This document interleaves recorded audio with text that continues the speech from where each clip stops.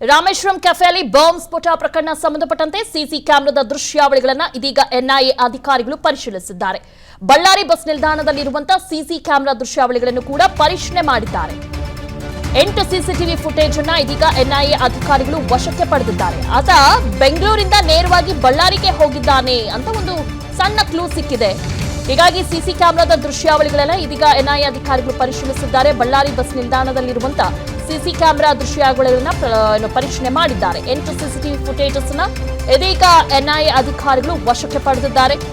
ನಿಲ್ದಾಣದ 4 ಸಿಸಿ ಕ್ಯಾಮೆರಾಗಳು ಕೂಡ ವರ್ಕ್ ಆಗಿಲ್ಲ. ಅಂದ್ರೆ ಆ ವರ್ಕ್ ಆಗದ ಹಿನ್ನೆಲೆಯಲ್ಲಿ ವರ್ಕಿಂಗ್ ನಲ್ಲಿರುವಂತಹ ಸಿಸಿ ಕ್ಯಾಮೆರಾ ದೃಶ್ಯಾವಳಿಗಳನ್ನು ಸಂಗ್ರಹಿಸಿದ್ದಾರೆ.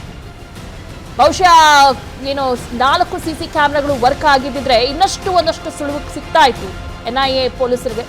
ಆದ್ರೆ ಅಲ್ಲಿ ವರ್ಕ್ ಆಗದೆ ಇರೋ ಕಾರಣ ಒಂದಷ್ಟು ಫುಟೇಜಸ್ ಮಾತ್ರ ಸಿಕ್ಕಿದೆ.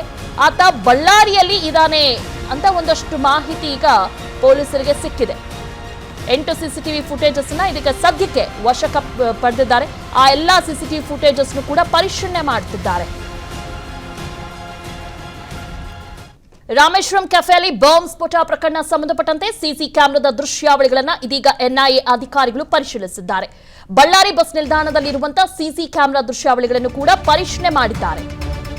8 ಸಿಸಿಟಿವಿ ಫುಟೇಜ್ ಅನ್ನು ಇದೀಗ ಎನ್ಐಎ ಅಧಿಕಾರಿಗಳು ವಶಕ್ಕೆ ಪಡೆದಿದ್ದಾರೆ. ಆತ ಬೆಂಗಳೂರಿಂದ ನೇರವಾಗಿ ಬಳ್ಳಾರಿಗೆ ಹೋಗಿದ್ದಾನೆ ಅಂತ ಒಂದು ಸಣ್ಣ ಕ್ಲೂ ಸಿಕ್ಕಿದೆ.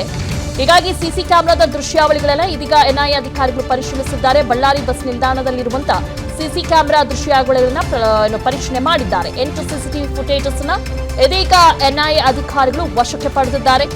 ನಿಲ್ದಾಣದ 4 ಸಿಸಿ ಕ್ಯಾಮೆರಾಗಳು ಕೂಡ ವರ್ಕ್ ಆಗಿಲ್ಲ. ಅಂದ್ರೆ ಆ ವರ್ಕ್ ಆಗದ ಹಿನ್ನೆಲೆಯಲ್ಲಿ ವರ್ಕಿಂಗ್ ನಲ್ಲಿರುವಂತಹ ಸಿಸಿ ಕ್ಯಾಮೆರಾ ದೃಶ್ಯಾವಳಿಗಳನ್ನು ಸಂಗ್ರಹಿಸಿದ್ದಾರೆ. ಬಹುಶಃ 4 ಸಿಸಿ ಕ್ಯಾಮೆರಾಗಳು ವರ್ಕ್ ಆಗಿದ್ದಿದ್ರೆ ಒಂದಷ್ಟು ಸುಳುವು ಸಿಗ್ತಾ ಇತ್ತು ಎನ್ಐಎ ಪೊಲೀಸರಿಗೆ. ಆದ್ರೆ ಅಲ್ಲಿ ವರ್ಕ್ ಆಗದೆ ಇರೋ ಕಾರಣ ಒಂದಷ್ಟು ಫುಟೇಜಸ್ ಮಾತ್ರ ಸಿಕ್ಕಿದೆ.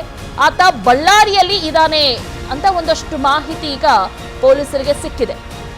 8 ಸಿಸಿಟಿವಿ ಫುಟೇಜಸ್ ನ ಇದಕ್ಕೆ ಸದ್ಯಕ್ಕೆ ವಶಕ್ಕೆ ಪಡೆದಿದ್ದಾರೆ. ಆ ಎಲ್ಲಾ ಸಿಸಿಟಿವಿ ಫುಟೇಜಸ್ ಕೂಡ ಪರಿಶೀಲನೆ ಮಾಡುತ್ತಿದ್ದಾರೆ.